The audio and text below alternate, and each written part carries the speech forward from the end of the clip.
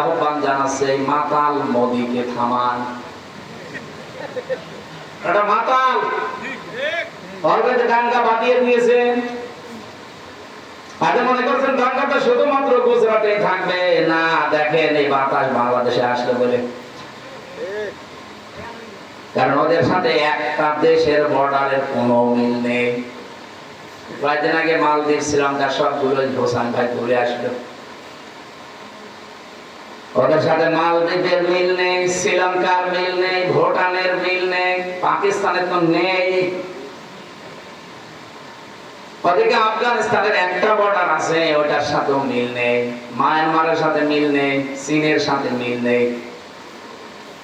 আমাদের সাথে মিল ছিল, বুবো ছিল, বুবো নেই, মিল নেই, কারোর সাথে মিল নেই। ওরা যা করছে অনেক গোপন বিষয় এখানে লুকিয়ে আছে, সবগুলো আপনি বলা যাচ্ছে না। আজকে শুধু একজন সেনাবাহিনীর অফিসার মোদির বিরুদ্ধে একটু অবস্থান নিয়েছে 12:30টার দিকে, পরে আজকে বাদ দিয়েছে। এই জন্য গোবিন্দ পরমাণু হিন্দু মহাজোটের সভাপতি এই লোকটা বলছে একে থামান, মাতাল লোকটা না থামলে শুধু হিন্দুরা না, তামাম পৃথিবীর মানুষেরা পৃথিবীতে বসবাসের অযোগ্য হয়ে পড়বে। পরে যত ভালো শিক্ষক হোক, স্যার তো বসে আছে, আর একজন শিক্ষক চলে আসে ঘন্টা বাড়ি দিয়ে। কেন? কারণ মানুষের মেধায় কথা ধরার একটা লিমিট আছে। পরে বলতেই থাকবে, আমি শুনতেই থাকলাম, না আগেরটা ভুলে যাবে। এই জন্য পৃথিবীতে ক্লাস যতগুলো আমরা দেখি সবই প্রায় 45 মিনিট ভাগ করা। কেন? বিজ্ঞান এই তথ্যটা নিয়ে এসেছে মানুষের মেধার উপরে বেসিস করে। কয়েকদিন আগে আমি মালয়েশিয়া ছিলাম, ইন্টারন্যাশনাল ইসলামিক ইউনিভার্সিটি, প্রায় 120টা দেশের ছেলেমেয়েরা পড়ছে, প্রায় 87টা দেশের শিক্ষক এই জায়গায়। কয়েকটা শিক্ষকের ক্লাস আমি পেয়েছিলাম, সেমিনার ছিল, ওনারা কথা বলছিলেন। রাশিয়ার একজন, ফ্রান্সের একজন, আর ওই ভার্সিটির তো আছে সব। ওনারা তথ্যটা বলছিলেন যে মানুষের মেধার ভেতরে যে বিষয়গুলো আল্লাহ দিয়ে রেখেছেন, এই যে কোষ, সেল বলা হয়, এগুলো কথা ধরার একটা লিমিট আছে। তো ওই জন্য 45 মিনিটের পরে ক্লাস নেওয়া ঠিক না। সবার এই নিয়মেই না, বিশ্বে যেখানে গিয়েছি দেখেছি এই নিয়মে ক্লাস নেয়। আমার একটা ক্লাস করাবো, সর্বোচ্চ আমাদের ক্লাস আর 15 মিনিট, বেশি হবে 1 ঘন্টা। আর একটা নীরবে সঙ্গে ইনশাআল্লাহ। যদি একবারে কথা বলা ঠিক না, আমি অভ্যস্ত না। জেল থেকে বের হয়ে আমার মাহফিলগুলো আমি 9টা থেকে 10:30টায় শেষ করে দিই। বারবার আমি যত ডাক্তার দেখালাম এই 3 বছর জেল খাটার পর, সবাই বলছে আপনার মাথার এই সাইডে সমস্যা, রাত জাগলে আবার মারবে। এই জন্য বেশি রাত জাগবেন না, 10টা 10:30টায় শেষ করে দেবেন। আপনাদের হাসানি সাহেবের জন্য আজকে আমার রাত জাগা হয়ে গেল। আমি মনে হয় আগামী থেকে যেখানে আসি, আপনাদের এই বাগমারা থানাটা তো সমস্যা, এরা মনে হয় প্রধান কথা তোলে 12টার পরে। আগামী থেকে যেখানে নিয়ে আসেন আমার এটা রেকর্ড হচ্ছে তো, সারা দেশে যাচ্ছে। আপনি সাইদি সাহেবের মতো বা দেশা তুলে দেবেন, কেন অন্তত 10টা 10:30টায় অনুষ্ঠানগুলো শেষ করে আমরা যে আমাদের কাজ করতে পারি। আল্লাহ তাওফিক দান করুন, আমিন। রেকর্ড হচ্ছে এই জন্য বললাম, কিন্তু এরপরও যদি কেউ না শোনে, আল্লাহর কসম আমি মাহফিলে যাব না। আজকে শুধু ওস্তাদের সম্মানে এসেছি, আগামীতে এরকম বারবার সম্মান দেখালে আমি মরে যাব। ফাইন্না মাআল উসরি ইসরা, উসরের আগে আলিফ লাম, ইসরার আগে আলিফ লাম নেই, অথচ মা দিয়েছেন আর আগে আল্লাহ, এরপর আগে দিয়েছেন ইন্না, গ্যারান্টি দিয়ে নিলেন আল্লাহ নিজে। ফিজলালিল কোরআনে সাজ্জাদ কুতুব রাহমাতুল্লাহ আলাইহি বলতে চেয়েছেন, পৃথিবীতে যদি কেউ একটা কষ্ট সহ্য করে, একটা দুঃখ পায়, অবশ্যই তার সাথে কমপক্ষে 10 থেকে 70টা সুখ, শান্তি, স্বস্তি, নিরাপত্তা, কল্যাণ এগুলো আল্লাহ রেডি করে রেখেছেন। আপনি কষ্ট পাবেন একটা, সুখ পাবেন কয়টা? কমপক্ষে 70টা, সর্বনিম্ন 10টা, উপরে 70, আরো বেশি হতে পারে বিগয়রে হিসাব। তাহলে আমরা এখানে অবসরণ ইসরান বলার পরেই তো অন্তত অর্থ করে ফেলতাম আলেম যারা আছে। আল্লাহ ফা দিলেন, ইন্না দিলেন, মা দিলেন, আলিফ লাম দিলেন, এত দেওয়া লাগতো না। যারা আরবি গ্রামার বালাগাত মানতে পড়ায় ফাজিল মাদ্রাসা, তারা জানে উসরুন ইসরান দিলে আমরা বুঝে ফেলতাম কেন আলিফ লাম দিয়েছে। তাফসীরে মুফাসসির বলেন কষ্ট পেলে আপনাকে হবে না। পৃথিবীতে যদি কেউ তিনটা কারণে কষ্ট পায়, এই তিনটা কারণের সাথে কষ্টের সাথে অবশ্যই আল্লাহ কমপক্ষে 10 থেকে 70টা সুখ শান্তি দুনিয়া আখিরাতে আপনাকে দেবে। আল্লাহর ঘোষণা কি মিথ্যা হওয়ার সম্ভাবনা আছে? এখন আসেন তো কারণটা দেখি। 1 নম্বরে কারণ হচ্ছে আপনি যদি কষ্ট পেয়ে থাকেন আল্লাহর জন্য, 2 নম্বরে কষ্ট পেয়ে থাকেন রাসূলুল্লাহর জন্য, 3 নম্বরে কষ্ট পেয়ে থাকেন মানবতার জন্য। বলেন আপনি যে কষ্ট পান এই 3টা কারণে যদি পেয়ে থাকেন, আপনার শান্তি সুখ সামনে আসতেছে। এক একটা কষ্টে কয়টা? কমপক্ষে নিচে মানজা বিল হাসানাতি ফালাহু আশরু আমসালিয়া, 10টা, উপরে 70টা, এর উপর আরো আছে 70টা মাঝামাঝি ধরে আমরা। আমার প্রশ্ন হচ্ছে কষ্ট পেলেই হবে না, 3টা কারণ লাগবে। কষ্ট তো হাসিনাও পেয়েছিল, বহু কষ্ট পেয়েছে। কি কারণ না দেখেছেন আপনি? আমার তো যে চোখের দিকে তাকিয়ে দেখলাম, আল্লাহ ও স্বামী মরে গেল, মনে হয় মহিলা এত কাঁদে কি কষ্ট না পেলে এরকম কান্দে। এর আগেও তো দেখেছিলাম কান্নার ভান করেছে, কাঁদে না। ওনার রুমাল খালি এই যে টিস্যু এভাবে নিত, চোখে পানি নেই, এমনি এরকম করে দেখানো। এদিন রিয়েলি একেবারে সত্যি সত্যি কেটেছে, কষ্ট পেয়েছে এই জন্যই কেটেছে। কথা বলে ঠিক কিনা? এই কষ্টকে আল্লাহর জন্য, রাসূলুল্লাহর জন্য, মানবতার জন্য একটা আপনি, তাহলে ও কষ্টের পরে সুখ পাবে 70টা ওর জন্য না। আমি বোঝাতে পেরেছি? যেহেতু আয়াতটা রিপিট করেছেন আল্লাহ, এই জন্য দ্বিতীয়টাও শোনা লাগবে, নাকি প্রথমটা শুনে শেষ করে দেবেন? আল্লাহ পাক বলেন ইন্না মা'আল উসরি ইসরা, যদি কেউ শান্তি পায় সুখ পায়, কিন্তু এই সুখ আর শান্তি যদি হয় অবৈধ, অবৈধভাবে সুখ শান্তি পাওয়া যায়। অবৈধভাবে দুনিয়ায় কেউ যদি সুখ আর শান্তি ভোগ করে, একটা সুখের কারণে কমপক্ষে 10 থেকে 70টা অশান্তি, দুঃখ, অকল্যাণ, অপদস্থ, অপমান আপনার ভাগ্যে অপেক্ষা করছে। আপনি প্রথমটা শুনলে খুব ভালো লাগছিল, পরেরটা যেন কেমন কেমন লাগছে। আপনি একটা সুখ যদি ভোগ করেন দুনিয়ায়, সুখটা যদি হয় অবৈধ, আপনি লিখে নিতে পারেন কোরআনের আয়াত, যালিকাল কিতাবু লা রাইবা ফি, কোনো সন্দেহ নেই। মাস্ট বি আপনার কপালে দুনিয়া আখিরাত মিলে 70টা অশান্তি, দুঃখ, অপমান আল্লাহ দেবে।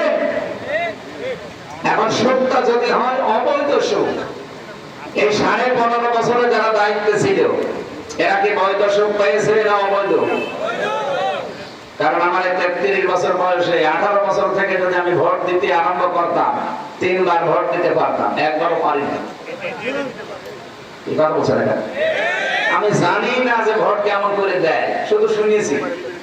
অথচ এটা আমার দেখার দরকার ছিল না? 3 বার তো আমার দেখার দরকার ছিল, একবারও পারি না। আমি জানি যে ভিকটিম। সুতরাং এই বাংলাদেশে এই 3 বারে যারা দায়িত্বে ছিলেন, আপনারা বৈধ না, অবৈধ। এই কথা বলেন না? অবৈধ ভাবে যারা ছিলেন সুখ পাননি, শান্তি পাননি। কত শান্তি পেয়েছেন আপনি বলেন তো? বাবা শাহজালাল সব হালাল করে গিয়েছিলেন। যেটা হাদিস পড়েছিলাম, এই হাদিসটার দিকে তাকা। আপনারা গল্প করছেন কারা? এইভাবে ক্লাস করা যায়? একেবারে কানের নিচে এমন জোরে দেবে না, জীবনের মধ্যে কথা মতো হয়ে যাবে। এদিকে দাঁড়িয়ে থাকেন।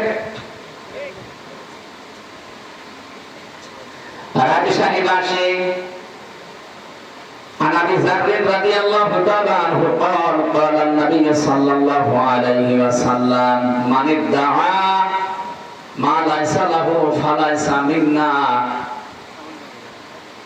وَلْيَتَبَوَّأْ مَقْعَدَهُ مِنَ النَّارِ। মুসলিম শরীফের হাদিস। নবীজি বলেন যে জিনিস তোমার না, ওই জিনিস যদি নিজের আয়ত্তে তুমি নিয়ে নাও, নিজে দখল করে রাখো। যেই দিন থেকে এই কাজ করবে ওই দিন থেকে তুমি আমার উম্মতের ভেতরে নেই। ঠিক বললে, কিছু বুঝেছে? আগস্টের 5 তারিখের পর থেকে আমরা এই হাদিসটা উল্টা দিকে যেতে দেখলাম। বহু মানুষ অন্যের জিনিস যেটা তার না, সে কিন্তু নিজের দখলে নিয়ে নিয়েছে। রাজশাহী হয়তো এখনো শুরু হয়নি। আপনি বলেন তো, এই হাদিস 100 ভাগ সত্য না 98 ভাগ? তাহলে যারা এই চরিত্র এখন দেখালেন আগস্টের 5 তারিখের পর থেকে পর্যন্ত, বলে আপনার কি নবীর উম্মত দাবি করার কোনো এখতিয়ার আছে? আর ফালাইসা মিন্না, মাঝখানে ফা আছে। ফা 13টা অর্থে ব্যবহার হয়। উপরে বর্ণিত যে কথা, ওটা যদি কারো ভেতরে থাকে, পরের শব্দ বলার আগে ফা দেওয়া লাগে। ফালাইসা মিন্না, আপনি নবীর উম্মত নেই। কত মানুষ চাঁদাবাজি করে হোক, ছিনতাই করে হোক, চুরি করে হোক, ডাকাতি করে হোক, প্রতারণা করে হোক, সুদ খেয়ে হোক, ঘুষ খেয়ে হোক, যেভাবে হোক অন্যের জিনিস যেটা আপনার না, আপনি দখল করে নিয়েছেন। 1 নম্বরের শাস্তি, আপনি নবীর উম্মত ওই দিন থেকে আর নেই। এখন বাংলাদেশে আপনি হিসাব করে বলেন, নবীর উম্মত এই হিসাবে অনেকে আছে না বের হয়ে গেছে?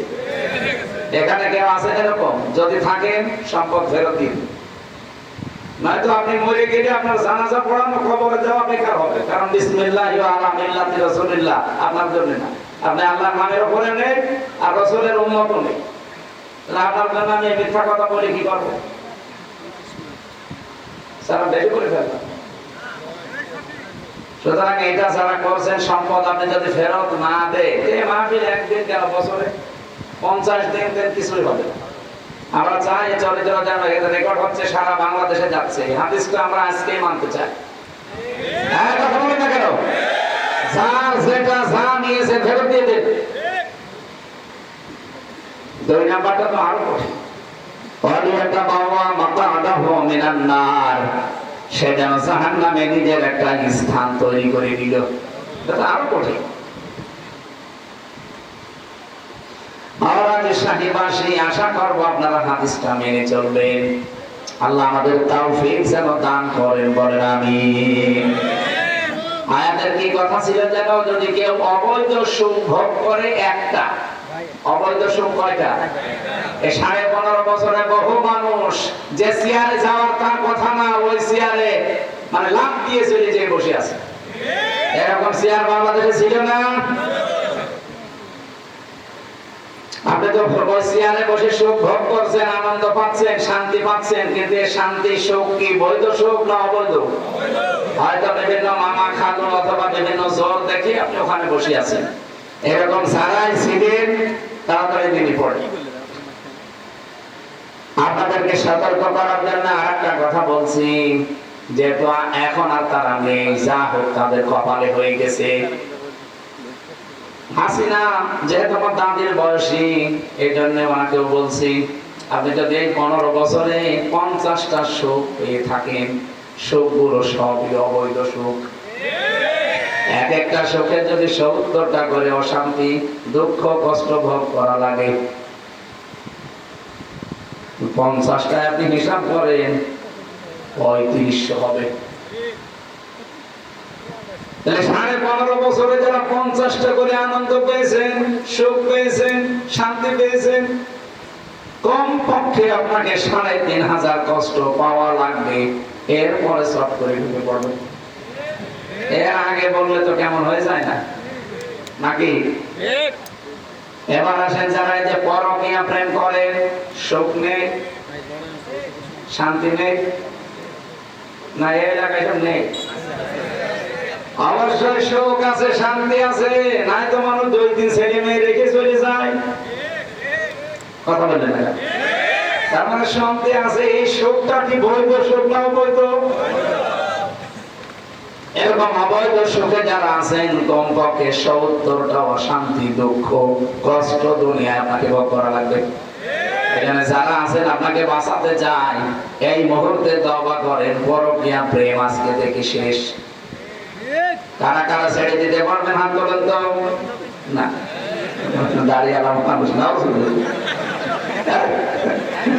কার সাথে লাইন আছে আপনার?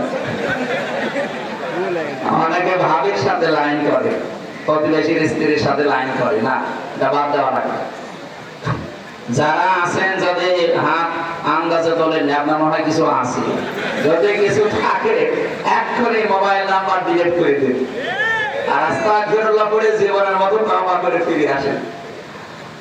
অবৈধ সুখ আপনি ভোগ করলে মাস্ট বি আপনাকে দুনিয়াতে অশান্তি ভোগ করা লাগবে কয়টা? ৭০টা। একটা ৭০টা, তাহলে তো 50টা অবৈধ সুখ ভোগ করে থাকেন। আপনি হিসাব করে বলেন আপনি কি পাবেন। যেহেতু ওনারা অবৈধ সুখ ভোগ করেছে, আগামী থেকেও যেন অবৈধ সুখ আর ভোগ করতে না পারে, এই জন্যই বারবার সারা দেশে বলছি নির্বাচন আমরাও চাই, কিন্তু এদের মাধ্যমে না। এই ১৬২৮ জন যারা দায়িত্বে ছিল, এই ডিসি, এই এসপি, এই টিএনও, এই ওসি, তারা আছে খালি চেয়ার পাঠিয়েছে। রাজশাহীর ডিসি গেছে কুষ্টিয়ায়, কুষ্টিয়ারটা কুমিল্লায়, কুমিল্লারটা কক্সবাজার। এই মার তো সব একই আছে। যেহেতু এদেরকে দিয়ে করানো লাগবে সামনে, যদি এদেরকে আপনি না পাল্টিয়ে আবার এদের আন্ডারে দিয়ে দেন, কি হবে? 15 বছরে যা হয়েছে, দিনের ভোট আবার রাতে হয়ে যাবে। দিনের ভোট রাতে হলে যারা আসবে ওরা কি বৈধ না অবৈধ? আরো পরে বলেন, অবৈধ মানুষকে আপনারা সামনে যদি দিয়েও দেন আর সে যদি চায়ও, ও সুখ শান্তি পাবে না, সব হালাল করে নেবে। তখন যে সুখ শান্তি যেহেতু বৈধ না, আর অবৈধ সুখ আপনি ভোগ করতে চাইলেও আপনাকে আমি করতে দেব না, কারণ আমি আপনার হিতাকাঙ্ক্ষী। আপনি একটা সুখ পাবেন অবৈধ, অশান্তি দুনিয়ায় পাবেন কয়টা? আপনাকে আমি ঠেলে দেবো কোন কারণে? আপনাকে আমি বাঁচাতে চাচ্ছি এই কারণে। এরপরে যদি কেউ এখন অবৈধ চিন্তা ভাবনা করেন, যান আপনার কপালের উপরে ছেড়ে দিলাম। পৃথিবীতে ন্যায়সঙ্গত কথা আছে সব কোরআনে, ন্যায়সঙ্গত কথার বাইরে কোন কথা আমার আল্লাহ কোরআনে দেননি। ওয়াতাম্মাত কালিমাতু রাব্বিকা সিদকাও ওয়া আদলা লা মুবাদদিলা লিকালিমাতিহি ওয়া হুয়াস সামিউল আলীম। সূরা নামের 115 নম্বর আয়াতে আল্লাহ বলেন, আমার এই কোরআন আমি তিনটা জিনিস দিয়ে পরিপূর্ণ করে দিয়েছি। এক নম্বরে যত কথা কোরআনে আছে সব সত্য কথা। দুই নম্বরে যত কথা আছে সব ভারসাম্যপূর্ণ, ন্যায় ইনসাফ দিয়ে পরিপূর্ণ। তিন নম্বরে কিয়ামত পর্যন্ত আমার কথা কোনোদিন পরিবর্তন হবে না। আল্লাহ তিনটা জিনিস দিয়ে পরিপূর্ণ করে দিলেন। 15.5 বছরে এত বড় ফ্যাসিস্ট, এত বড় স্বৈরাচার আপনি কি শুধু নাম শুনেছেন, বাস্তবতা বোঝেন? আপনি এখন ইন্টারনেটে সার্চ দেন, তাম দুনিয়ায় 6 জন ঘৃণিত মানুষের নাম ভেসে আসবে। শুধু আমরাই খারাপ বলি তা না ভাই, উনি আয়না ঘর বানিয়েছে এই জন্য আমরা খারাপ বলছি তা না। তাম দুনিয়া 6 জন মানুষকে ঘৃণা করে। এক নম্বরে নেতানিয়াহু, 2 নম্বরে মোদি, 3 নম্বরে আমাদের এই পালানোটা। ওনার নাম নিতে আমার কেমন যেন এখন লাগে, আর নাম নিতে চাই। তাদের বয়সে এখানে মাঝে মাঝে চলে আসে। এই মানুষগুলোকে এমনিতেই নিকৃষ্ট আমরা বলি নাই। মাইক্রোসফট আপনি রিপোর্ট দেখেন, খ্রিস্টানরা বানিয়েছে রিপোর্টটা। তাম পৃথিবীতে 257টা রাষ্ট্র যারাই দায়িত্বে আছে রাষ্ট্রের, তাদের নিয়ে তালিকা বানিয়েছে। সবচাইতে নিকৃষ্ট তাম দুনিয়া যাদেরকে ঘৃণা করে, আল্লাহ ঘৃণা করে। 1 নম্বরে নেতানিয়াহু। এই শয়তানের ভুল সিদ্ধান্তের কারণে আজ ইসরায়েল দাবানলে পুড়ে ধ্বংস হয়ে যাচ্ছে। জেরুজালেমের রাস্তা পর্যন্ত 3 দিন বন্ধ হয়ে গেছে। ওদের উন্নত মেশিন ছিল 108টা। যত উন্নত প্রযুক্তি পৃথিবীতে ইসরায়েলের আছে, দুনিয়ায় আর কারো নেই। ওর পরে আছে আমেরিকার। এত উন্নত প্রযুক্তির মেশিন গুলো ব্যবহার করছে শুধু পানি দিয়ে না, অন্যান্য ঔষধ ছিটিয়ে। কিন্তু যত পানি ঢালে ঔষধ দেয় তত আগুন আরো জোরে। কারণ আগুন তো হামজা জ্বালায়নি, কে জ্বালিয়েছে?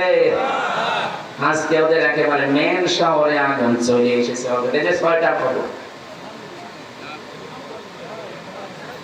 ন্যায় ইনসাফপূর্ণ বিষয়গুলো যদি কেউ হাত দেয়, যেখানে সত্যি ন্যায় পরায়ণতা থাকার কথা, ওইটা যদি কেউ উল্টিয়ে ফেলে, তখন আমার আল্লাহ সিস্টেম পরিবর্তন করে দেয়। এখন বসবাসের অযোগ্য হয়ে যাবে। কিছুদিন আগে যে ইসরায়েলের সন্ত্রাসীদের ভয়ে ফিলিস্তিনের নিরীহ মানুষগুলো পালিয়ে যাচ্ছিল, এখন আমার আল্লাহ তাদেরকে নিজের এলাকা থেকে পালাতে বাধ্য করছে। সিস্টেম পাল্টিয়ে ফেললে এটাই হবে। আজকে গোবিন্দ বড়মানিকে যে সন্ধ্যা 6টার সময় লাইভ করেছে, আপনারা কেউ দেখেছেন কিনা? আমি নিজে দেখছিলাম। লোকটা তামাম দুনিয়ার হিন্দুদেরকে আহ্বান জানাবো, ভাই বাংলাদেশের যারা অন্য সম্প্রদায়ের আছেন, তামাম দুনিয়ায় যারা নেতৃত্বে আছেন, মডল যারা, এই লোকটাকে থামান। এই একটা লোকের আশা পূরণ করতে যে আমরা অশান্তিতে তামাম দুনিয়ার মানুষ পড়ব কোন কারণে? শুধুমাত্র নিজের এলাকার এই মুসলমানদেরকে ধ্বংস করছে না, তামাম দুনিয়া এটা ছড়িয়ে যাবে কয়েকদিনের ভেতরে। এই জন্য নামটা এমনি আসে নাই। ওদের সিদ্ধান্ত নিতে যাচ্ছে মুসলিমদের অক্ষ আইনগুলো। আমার বাপ দাদারা অক্ষ করে মসজিদ, মাদ্রাসা, খানকা, গোরস্থান এগুলোর জন্য দিয়েছে জমি, আর এগুলো এই আইনগুলো এখন পাল্টিয়ে অবৈধভাবে বিল তৈরি করে সব জমি জায়গাগুলো ভেঙে চুরমার করে দিচ্ছে মসজিদ। আজকে একটা মসজিদ হয়েছে। শয়তানরা সত্য কথা বলে যদি কাজ করতো তাও তো মানে নিতাম। 500 বছর আগে এখানে মন্দির ছিল। পৃথিবীর মানুষেরা মাটির নিচে কেউ তেল পায়, গ্যাস পায়, সোনা পায়, রূপা পায়, আর শয়তানরা শুধু মাটির নিচে মন্দির পায়। তাও যেখানে সেখানে পায় না, শুধু মসজিদের নিচে পায়। এটা তো পুরাটার ষড়যন্ত্র, দুর্বিসন্ধি তামাম দুনিয়া এখন বুঝে ফেলছে, হিন্দুরা পর্যন্ত বুঝে ফেলেছে। গোবিন্দ পরামানিক একজন হিন্দু না? একটা বলছে না কেন? পিনাকি ভট্টাচার্য হিন্দু না? এই মানুষগুলো যদি ওকে থামাতে বলে, মুসলমান এখন অনেক মুসলমান ওর পক্ষে কথা বলে। আমার মনে হয় বহু দোয়া করছে যে আল্লাহ হায়াত বাড়িয়ে দাও আল্লাহ। না, আমরা চাই লোকটা যেন থামবে। না থামলে ওর এই ভুল সিদ্ধান্তের কারণে এই দাবানল যদি সত্যি ইসরায়েলের মতো লেগে যায় না, ওদের তো উন্নত প্রযুক্তি আছে, আমাদের কি আছে? আমরা পাকিস্তানের সাথে 3 বার পানি খান। আশা করছি থামবে। না থামলে আল্লাহর উপরে ছেড়ে দিলাম। আমার ভাইরা, যে কথা আমি তুলেছিলাম, যে জিনিসটা ছিল না, জোর করে আজ তারা দখল করে নিচ্ছে। 1 নাম্বারটা নাই বললাম যে তারা নবীর উম্মত না, এটা তাদের দরকার নেই। কিন্তু 2 নাম্বার, ওয়ালিয়াতাবাওয়া মাকআদাহু মিনান নার, সে যেন জাহান্নামে নিজের একটা স্থান তৈরি করে নিল, এটা তো তাদের জন্য হবে। সুতরাং পৃথিবীতে যারা দখলদার, যারা সাদাবাজ, যারা ছিনতাইকারী, অন্যের জিনিস যারা দখল করে নিচ্ছেন, আল্লাহর কসম করে বলছি আপনি জাহান্নামের অধিবাসী। বলেন নাউজুবিল্লাহ। আমাদের ভেতরে যেন এই চরিত্র না আসে। কথা বোঝা গেছে তো? রাসূলুল্লাহকে আল্লাহ রাব্বুল আলামিন 3টা যে উদ্দেশ্য নিয়ে পাঠিয়েছিলেন, তার মিশন এবং ভিশন ছিল 3টা।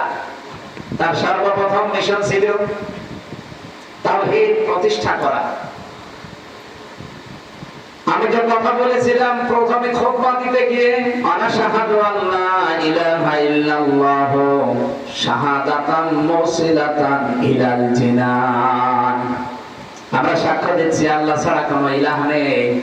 এই সাক্ষ্য যদি কেউ দিতে পারে, এই সাক্ষ্যটা তার জিনান জান্নাত পর্যন্ত পৌঁছিয়ে দেবে। বলেন সুবহানাল্লাহ।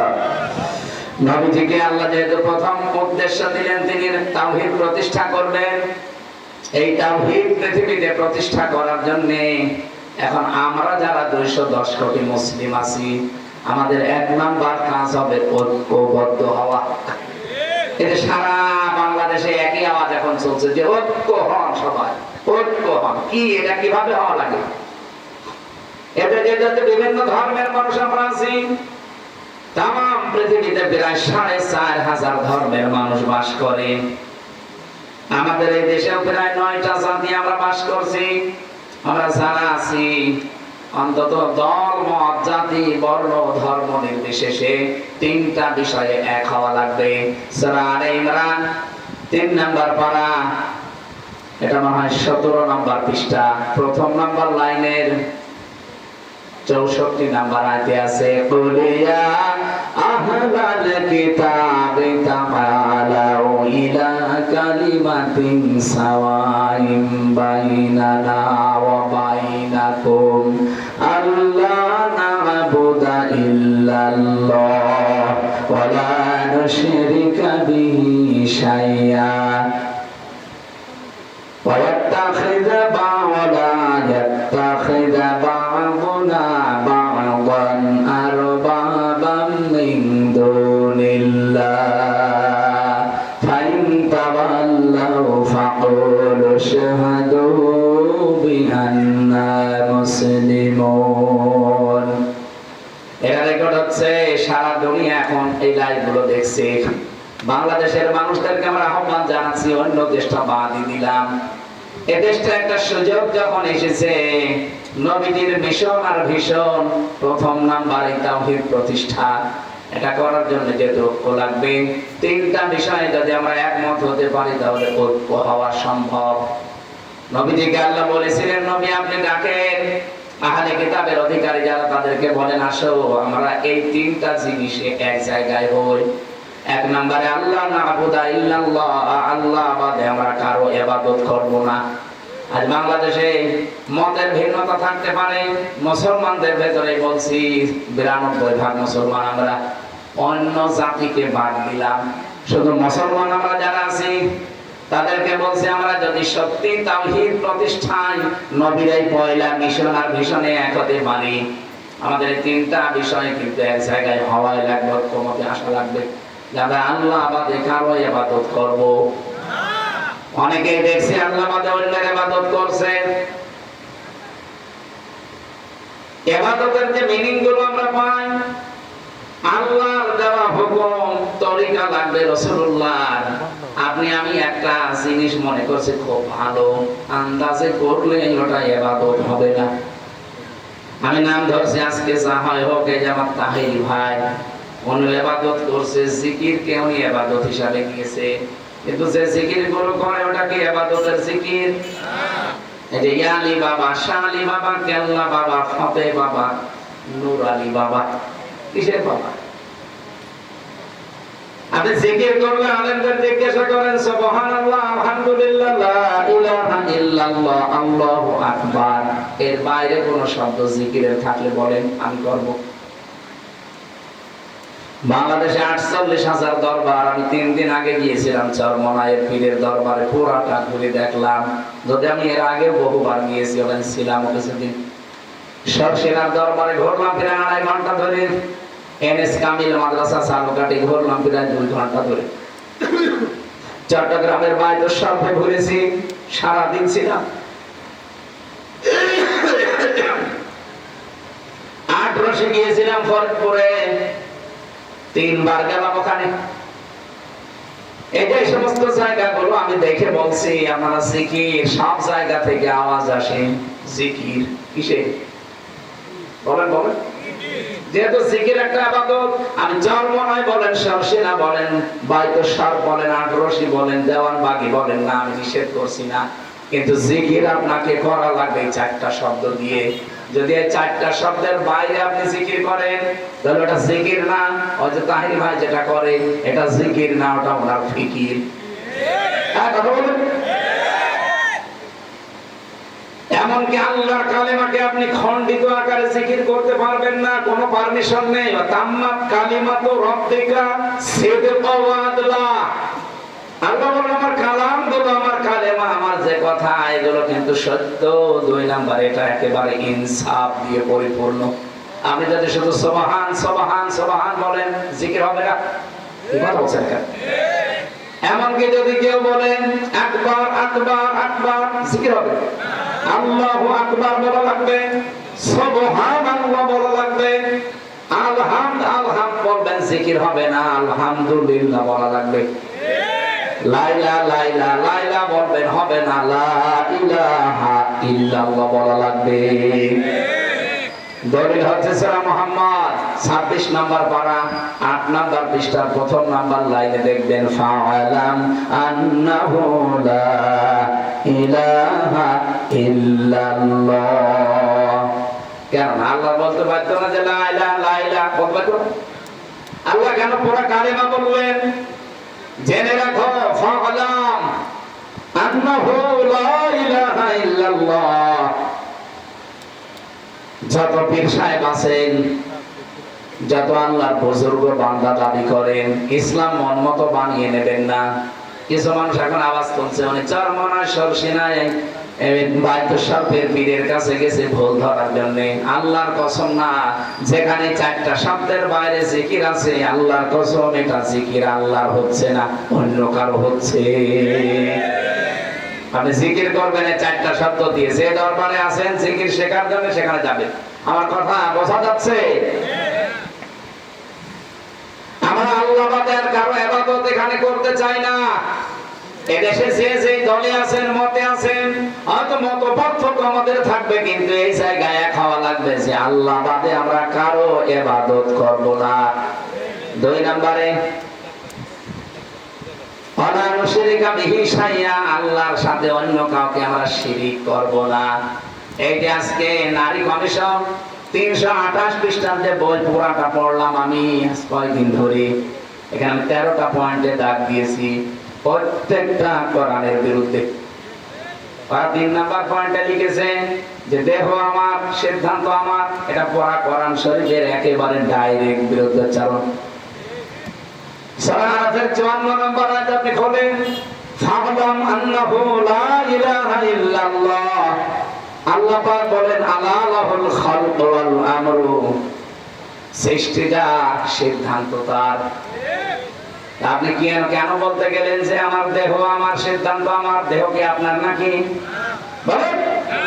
33 বছর আমার বয়স, 34 বছর আগে আমার কোনো অস্তিত্ব ছিল? দেহ আমার হয় কি করে? আমাকে একজন বানিয়েছে, এজন্য আল্লাহ আয়াত দিয়েছে কাইফা তাকফুরুনা বিল্লাহি ওয়া কুনতুম আমওয়াতান ইলা আখিরি আয়াত। আল্লাহ পাক বলেন যে কাইফা শব্দ দিয়ে বাক্য আরম্ভ করলেন কেন? বালাগাত মানতিকের যে 19টা আমি চ্যাপ্টার পড়েছি, এর ভিতরে একটা এটা আছে, কাইফা শব্দ ব্যবহার করা হয় সেন্টেন্সের আগে, যেটা আমার আল্লাহর নিজেরও বিশ্বাস হয় না। মানে আল্লাহ নিজেও বিশ্বাস করতে চাচ্ছেন না যে মানুষ আমার নাফরমানি করতে পারে। এখানে কাইফা দিয়ে আরম্ভ করলেন, কাইফা তাকফুরুনা বিল্লাহি ওয়া কুনতুম আমওয়াতান। মানুষ কি করে আমার নাফরমানি করে, আমার সাথে কুফরি করে, আমার আয়াতকে মানতে চায় না, আমার বিরুদ্ধে উচ্চারণ করে। কি করে করে? ফাআহকুমতুম আমওয়াতান, অথচ অমৃত ছিল। ফাআহয়াকুম, আমি আল্লাহ নিজে তাদেরকে জীবন দিয়েছি। যে মানুষগুলো নারী কমিশনে বসে বসে এই পয়েন্টগুলো কোরআনের বিরুদ্ধে সাজালেন, বিয়ের ক্ষেত্রে, তালাকের ক্ষেত্রে, অপতৎপরের ক্ষেত্রে এবং জমি জায়গা ভাগ করার ক্ষেত্রে, এরকম 13টা পয়েন্ট আমি একটা একটা করে সবগুলো কোরআনের বিরুদ্ধে। আপনি কি নিয়ে বললেন এই কথাগুলো? বলেন তো। প্রকাশ্য শিরিক। এই দেশকে আমার মনে হয় অস্থিতিশীল করার জন্য শুধু এদের কাজ না, এদের পেছনে কোন রাঘব বোয়াল কাজ করছে। এই সময়ে সিদ্ধান্ত আসা জীবন এই কয়টা মহিলার দ্বারা সম্ভব না। যে মহিলাগুলো এই সিদ্ধান্ত দিয়েছে, এদেরকে দেখলে কি মহিলা মনে হয়? আমার তো মনে হয় না মহিলা। এ না পুরুষ না মহিলা, আমরা আলাদা কোন জন্তু। আপনি দেখেছেন চেহারার দিকে পুরুষের কাটিং না, মহিলাদের কাটিং না। কি মহিলাদের তো আলাদা একটা কাটিং আছে, ওর কি আমি নিচে নামতে পারলাম না। কোরআনে কারিমে সূরা কলমের 13 নাম্বার আয়াতটা ফতোয়া দিয়ে দিলাম, রেকর্ড হচ্ছে, যা ওদের কানে। উতুল্লিম বাদা যালিকা জানিম। এত শব্দ করে বলতাম না। কোরআনের বিরুদ্ধে যারা আছে, আল্লাহ 1500 বছর আগে জানিয়ে দিয়েছেন তারা চারো সন্তান। কমিশনের নীতিমালা মানা তো দূরের কথা, আমি জামাত ডাক্তার শফিকুর রহমান হাফিজাহুল্লাহ ডাইরেক্ট জানিয়ে দিয়েছেন কমিশনই মানি না, নীতিমালা তো আরো বলবো।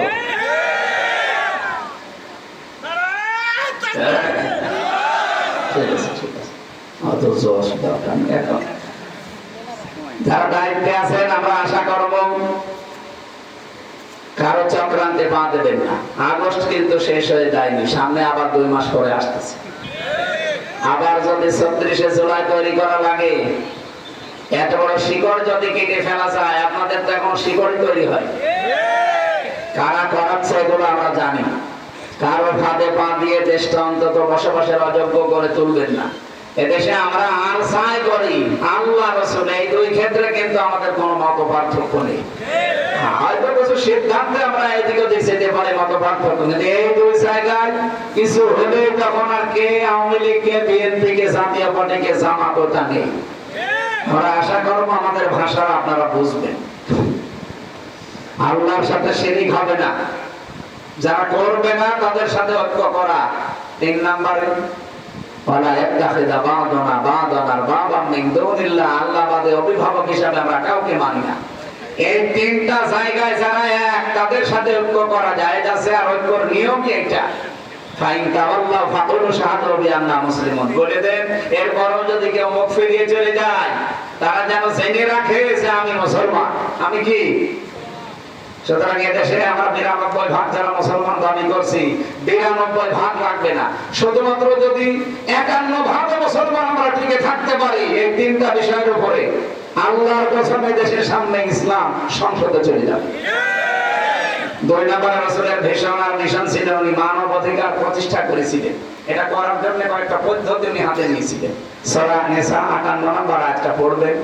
আমার যে আয়াতগুলো আলোচনার বিষয় না, আমার একটা আলোচনার সামনে বিষয় আছে, সময় তো অনেক হয়ে যাচ্ছে, এই জন্য আমি আয়াতটা শুধু বলে একটা তথ্যটা বলে শেষ করে দেই। ইন্নাল্লাহা ইয়া'মুরুকুম আন তু'আদ্দুল আমানাতি ইলা আহলিহা ওয়া ইযা হাকামতুম বাইনান নাস আন তাহকুমু বিল আদলি। যখন মানুষের মাঝে বিচার করব তখন ন্যায় বিচার করবা, আর এটা করার জন্য আগের আয়াতটা মানা লাগবে। অবশ্যই আল্লাহর নির্দেশ তোমাদের সবার উপরে, কম আছে, সবার উপরে তিনি নির্দেশ দিচ্ছেন। ইয়া'মুরু যেহেতু মুজারে, বর্তমান ভবিষ্যৎ, প্রেজেন্ট ফিউচার, যখন নাযিল হয়েছে ওই সময় থেকে ভবিষ্যৎ পথে কিয়ামত পর্যন্ত যারা আমরা আসবো দুনিয়ায়, তাদের প্রতি আল্লাহর নির্দেশ আমাদের যাবতীয় আমানত যেন আমরা প্রাপকের কাছে পৌঁছিয়ে দিই। এখানে আমানাত মানে ভোট। আপনি তাফসীরে মারিফাতুল কোরআন নিয়ে আসেন, 9টা পয়েন্ট ওখানে লেখা আছে, ভয়কার পাওয়া লেখা আছে। সুতরাং আগামী সময় যেহেতু আল্লাহ একটা তৈরি করে দিয়েছেন মানবাধিকার প্রতিষ্ঠার জন্য, এখন জরুরি যারাই দাঁড়াবে ভোটে, আমরা ভোট দেবো এমন মানুষকে যার দ্বারা আল্লাহর কাজ হবে, রাসূলুল্লাহর কাজ হবে, মানবতার কাজ হবে। যদি কেউ এটাকে দুনিয়ার কাজ মনে করেন, যদি মনে করেন এটা রাজনীতি, এটা ধর্ম ব্যবসা, হ্যাঁ এটাই আমার ধর্ম ব্যবসা, এটাই আমার রাজনীতি, আপনার যা মনে হয় করেন, আপনার কাছে যা মনে হয় তাই করেন, কিন্তু এটাই আমার রাজনীতি, এটাই আমার ধর্ম ব্যবসা। আমি সামনে সুযোগ আল্লাহ দিয়েছেন, আমি এই সুযোগ কাজে লাগাতে চাই। আমরা মানবাধিকার প্রতিষ্ঠা, এটা রাসূলের মিশন আর ভিশন। আমরা উম্মত দাবি করে যদি এই প্রতিষ্ঠা করতে না পারি, 54 বছর তো বিভিন্ন জিনিস দেখেছি, মানবাধিকার প্রতিষ্ঠা হয়েছে না, হয়নি, কোনো মানুষের অধিকার নেই। 3 নম্বরে রাসূলুল্লাহর কাছে আমি খুতবায় যেটা বলেছিলাম, আল মাবউসু ফিনা বিল হুদা ওয়া দীনিল হাক্কি লিইয়ুযহিরাহু আলাল আদিয়ান। তাকে আল্লাহ পাঠিয়েছিলেন হয় 14 দিন দিয়ে হেদায়েত সহকারে। কি করতে পাঠালেন? লিইয়ুযহিরাহু আলাল আদিয়ান। ইজহার মানে শুধুমাত্র ওই নুন সাকিন মিম সাকিনের ইজহার না, এখানে ইজহার মানে বিজয় করা। আলাল আদিয়ান, যত দিন আছে দুনিয়ায় সমস্ত দিনের উপরে রাসূলের মিশন আর ভিশন। এই 3 নম্বরে এটা আমাদের জীবন, এটা যেন 1 নম্বর কাজ আমরা বানিয়ে নেই। সুতরাং আমাদের এখন থেকে কাজই হবে এটা, আল্লাহর জমিনে আল্লাহর দ্বীনকে প্রতিষ্ঠা করা, দাঁড় করানো। যদি দাঁড় করাতে আমরা না পারি, যতটুকু দিন আছে এইটাই প্রতিষ্ঠা করে রাখা, টিকিয়ে রাখার চেষ্টা করা। আমার কথা বোঝা গেছে? দিন যতদিন আমরা কায়েম করতে দেশে না পারি, যতটুকু দিন বাংলাদেশে আছে, দিন নেই দেশে 5 ওয়াক্ত নামাজ পড়া, এটা দিন না? এই যে বিবাহ শাদী ইসলামের কায়দায় হয়, এটা দিন না? অন্তত যতটুকু আছে এই দিনটা যেন অন্তত টিকে থাকে, এটা যেন আমরা হারিয়ে যায়? শারআ লাকুম মিনাদ-দীনি মা ওয়াসসা বিহি নূহা, আল্লাহ পাক বলেন আমি নির্ধারিত করে দিয়েছি। ওয়াসসা শব্দের শাব্দিক অর্থ শুধু ওসিয়ত করা না, কঠিন ভাবে শক্তভাবে নির্দেশ দেওয়ার নাম ওয়াসসা। আল্লাহ বলেন আমি নির্দেশ দিয়েছি নূহ আলাইহিস সালামকে, ওয়া ওয়াসাইনা বিহি ইব্রাহিমা ওয়া মূসা ওয়া ঈসা ওয়া আওহাইনা ইলাইকা, হে নবী আপনার প্রতি আমি একই ওহী করছি, একই নির্দেশ নাযিল করছি। যেমনটা ইব্রাহিমকে, মূসাকে, ঈসাকে আমি করেছিলাম আনাকিমুদ্দিন, আমার দিন কায়েম করো। এখন দিন কি? দিনের পারিভাষিক অর্থ আমি পেয়েছি চারটা। কোরআন শরীফ থেকে আমি পুরাটা পড়ে পড়ে একটা একটা করে প্রায় 11টা আমি দিনের কি বের করেছি। এগুলো পুরাটা যদি আমরা ব্যক্তি, পরিবার, সমাজ আর রাষ্ট্রে কায়েম করতে পারি তাহলে এই আয়াতের হক আদায় হবে। আল্লাহ পাক বলেন আকিমুদ্দিন ওয়ালা তাতাফাররাকু ফি, পৃথিবীতে দিন কায়েম করবা, এখানে কোনো মত পার্থক্য করবা না। বাংলার মানুষেরা মত পার্থক্য মসলা মাসাইল নিয়ে করে থাকেন, করেন, কারণ দিন আর শরীয়ত এক না। আদম নবী থেকে আমাদের নবী পর্যন্ত যত নবী এসেছে প্রত্যেকটা নবীর দিন ছিল এক, কিন্তু শরীয়ত ছিল ভিন্ন ভিন্ন। কথা বোঝা গেছে? কথা বোঝেননি? আমি একটা বাড়ির উদাহরণ করেছি কিতাবে। একটা বাড়ি, বাড়ির মালিক একজন, কিন্তু বাড়ির 4-5 জন কর্মচারী আছে। তারা বিভিন্ন কাজ কাম করে, সবাই কথা শোনে কার? বাড়ির মালিকের। এই পৃথিবীর মালিক আমার আল্লাহ। উনি এই পৃথিবীতে প্রফেট পাঠিয়েছেন, নবী পাঠিয়েছেন, পয়গম্বর বলা হয়, বার্তা বাহক পাঠিয়েছেন। সবাই ওনার কথা মতো চলবে, কিন্তু এক একজনকে আল্লাহ এক একটা নির্দেশ দিয়েছেন। মুসা আলাইহিস সালামের জামানায় যে শরীয়ত ছিল ওটা আমাদের নবীর সময় ছিল না। হযরত ঈসা নবীর জামানায় যে শরীয়ত ছিল ওটা আমাদের সময় নেই। হযরত ইব্রাহিম নবীর জামানায় যে শরীয়ত ছিল ওটা আমাদের জামানায় নেই। আবার আমাদের জামানায় যেটা আছে ওটা অন্য নবীর সময় ছিল না, আদম নবীর। সিস্টেমটা আলাদা ছিল, বিধান কোরবানি আদম নবীর জামানায় ছিল, চাটিয়ার ময়দানে পশু জবাই করে রেখে আসতো, যাটা হালাল আকাশ থেকে আগুনের ঝড়ক এসে পুড়িয়ে ফেলতো। আমার মাঝে মাঝে মনে হয় সূরা মায়েদারে 27 নম্বর আয়াতটা পড়ার পর যদি বাংলাদেশে এই শরীয়ত আল্লাহ দিয়ে দিত যে আদমের শরীয়ত তোদের উপরও আছে, এদেশে কত মানুষ যে কোরবানি দিতে গিয়ে ধরা খাইতো আল্লাহ ভালো জানে। টাকা দিয়ে গরু ছাগল কিনে সেই দেখে আসতে চাটিয়ার ময়দানে আকাশ থেকে আগুন আসতো না, তখন মানুষ বুঝতো যেটা 2 নাম্বার। আল্লাহ বাঁচিয়েছেন, এখানে দিন কিন্তু এক, শরীয়ত আলাদা। এক এক নবীর সময় এক একটা। মুসা নবীর সময় শরীয়ত ছিল বিবাহিত হোক অবিবাহিত হোক, যদি জিনা করে তাকে মেরে ফেলতে হবে। আমাদের নবীর এই শরীয়তে এই বিধানটা নেই। বিবাহিত মানুষ জিনা করলে তাকে সংসার করার নিয়ম, কিন্তু যারা অবিবাহিত এরা যদি জিনা করে ধরাও পড়ে তাহলে তাকে 80টা বেত মারলে শেষ। আমার ভাইরা, আমি যেটা বোঝাতে চাই, দিন আর শরীয়ত যেহেতু এক জিনিস না, প্রত্যেকটি নবীকে আল্লাহ দিন দিয়েছিলেন, শরীয়ত আলাদা আলাদা দিয়ে দিয়েছিলেন। কিন্তু আয়াতের এই শেষের দিকে এসে আমার আল্লাহ এই কথাটা আবার রিপিট করলেন কেন? মা শারআ লাকুম মিনাদ-দীন বললেই তো শেষ হয়ে যেত, আনাকিমুদ্দিন কেন? অথচ আয়াতটা নাযিল হয়েছে মক্কায়।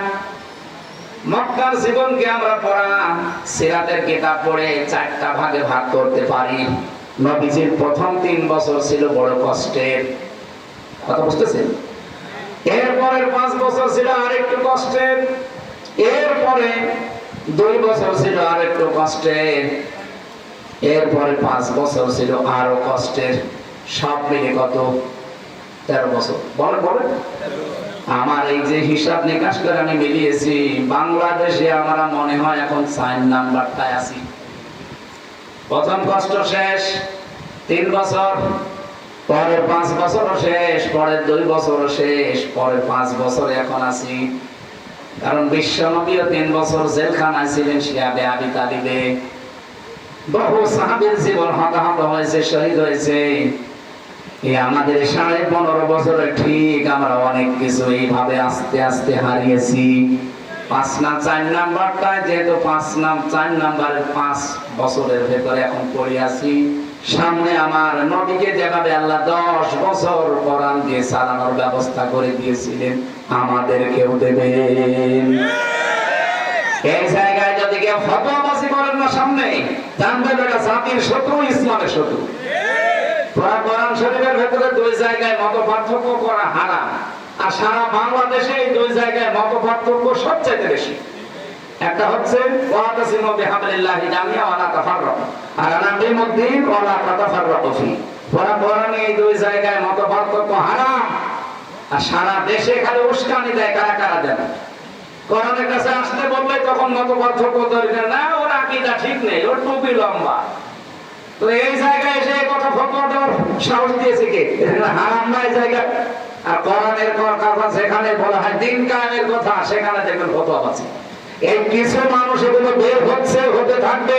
আপনারা জানবেন এগুলো জাতির প্রকাশ্য শত্রু, এরা আল্লাহর শত্রু। কারণ কোরআনের আয়াতের বিরুদ্ধে এরা। রাজশাহী বিভাগে এগুলো একটু বেশি তো। আমি সরে আমিন বললাম না, আজকে আমিন বললাম, আপনার সমস্যা কি? আমি না বললে সমস্যা। আপনি বলতে পারবেন যে আমি না বলে নামাজ হবে। আমার 13টা ফরজ 14টা ওয়াজিব হয়ে গেল, আমার নামাজ হবে। কোন হুজুর নিয়ে এসে বলেন তো দেখি, কোন ফাজিল না কাকামিল মাদ্রাসার হুজুর নিয়ে এসে বলেন যে নামাজ হবে না। যেটা দরকার ওইটা আপনার এখন নবীজিকে নাজিল করলেন এই আয়াতটা মক্কার জীবন, সেখানে মায়ের খেয়ে বাঁচে না, পানিয়ে বাঁচে না, অথচ বলছে দিন কায়েম করে। দিন কায়েমের আগ পর্যন্ত আপনি এই ফিতনা ফাসাদ দূর করতে পারবেন না। বাংলাদেশে এখন ওইটা শুরু হয়েছে।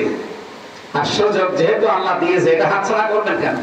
হ্যাঁ, এটা খারাপ লাগবে কার কাছে? আল্লাহ বলেন কাবুরা আলাল মুশরিকিন মা তাদউহুম ইলাইহি। হে নবী, আপনি যেদিকে ডাকতেছেন এই কথা শুনলে খারাপ লাগবে, অপছন্দ করবে, বিরোধিতা করবে মুশরিকরা। কারা? এর চাইতে বাংলায় আল্লাহ কি বলবে? বলেন, উনি তো আরবিতে বলেছে, আমি বাংলায় বলছি। হ্যাঁ, সবাইকে আল্লাহ রাস্তায় নিয়ে আসবে না। বাংলাদেশে একামতে দিন প্রতিষ্ঠান আন্দোলনে সবাইকে আল্লাহ জীবন যোগ করবে না। কাদেরকে করবে? এদের শেষের শব্দ আল্লাহু ইয়াজতাবি ইলাইহি মাইয়াশা। আল্লাহ যাকে পছন্দ করে, নির্বাচিত করে, যে মানুষকে আল্লাহ চায়, তাকে আল্লাহ দিন কায়েমের জন্য বাছাই করে নেয়। কাদেরকে নেবে? ওয়াহদি ইলাইহি মাইয়ুনিব, যে একটা আল্লাহর দিকে ঘুরতে চায়, ফিরে আসে আল্লাহর দিকে। সুতরাং এটা অত সহজ না। আপনাকে আল্লাহ বললেন আর নিয়ে চলে আসবে না, আপনার সেরকম যোগ্যতা থাকা লাগবে।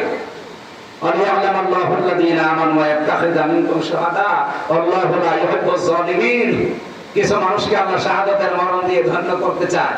সুতরাং যারা দিন কায়েমের আন্দোলনে থেকে এই দেশে জীবন দিয়ে গেল, অবশ্যই আল্লাহ তাদেরকে ভালোবেসেছে। আর আমরা চাই আল্লাহ তাদেরকে শাহাদাতের সর্বোচ্চ মাকাম দান করেন। এই দেশে সবাইকে ওয়াজ করে না, নসিহত করে না, খাবার খাওয়িও হবে না। আল্লাহ যাকে ইয়াজতাবি ইলাইহি মাইয়াশা, উনি পছন্দ করবেন, তাকে দিন কায়েমের জন্য নির্বাচিত করবেন। এই দায়িত্ব হামজা কার? আল্লাহু ইয়াজতাবি ইলাইহি মাইয়াশা। আল্লাহ বলেন আমার দায়িত্ব এটা, আমি কাকে নির্বাচন করব দিন কায়েমের জন্য। আজ হাজার হাজার লক্ষ লক্ষ মানুষ দেশে না একামতে দিনের অ্যাক্টিভ কর্মী এই দেশে এত বেশি নেই। কারণ আল্লাহ সবাইকে দিয়ে কাজ করাতে চান না। ওয়াহদি ইলাইহি মাইয়ুনিব, যে লোকটা ফিরতে চায় আল্লাহর দিকে একনিষ্ঠভাবে, তাকে আল্লাহ কাজ করতে চায়। এই ইউনিব আর হানিফ, এই দুটো শব্দের অর্থ এক। একনিষ্ঠভাবে আপনি যদি মন তৈরি করতে পারেন, আল্লাহর কসম আপনাকে আল্লাহ দিনের একামতে দিনের কর্মী বা খাদেম হিসাবে কবুল করবে। নবীদেরকে আল্লাহ এই দায়িত্বটা দিয়েছিল। আল্লাহ যেন আমাকে ওই রকম একটা লাইনের রাস্তায় রাখে। আমি রাত 1:10 বাজে, এখন আর কথা বলা ঠিক